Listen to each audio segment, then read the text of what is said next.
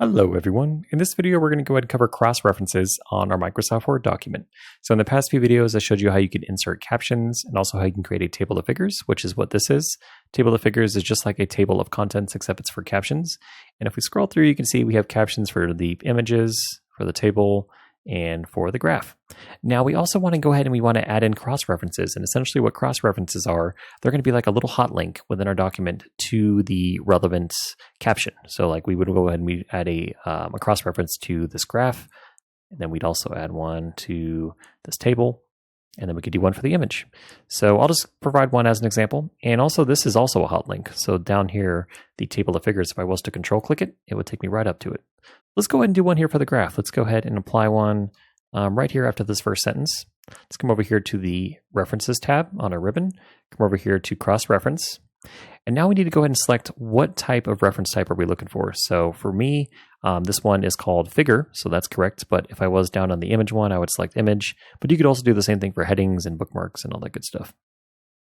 Okay, so now that we have one here, what we can do is we can go ahead and we can decide what do we want it to reference to.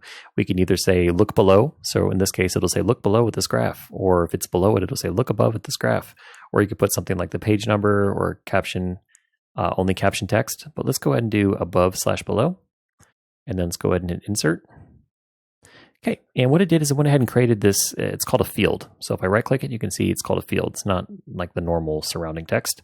And then what we could do is we could just go ahead and we could try to make it stand out a little bit more. So we can go ahead and wrap it in parentheses, and you could change the color maybe. So let's change this color to blue. Okay, and then as they're scrolling through, you can see now the C isn't, but the B, the below, is a hot link. So if I go ahead and I control click, it'll take me right down to the caption. And then you can see the, that way I can go ahead and point to this graph. So maybe someone's reading way up here and I'm like, this sentence is relevant to the graph, and then see below. And then they would click on it and it would jump them right down to the graph.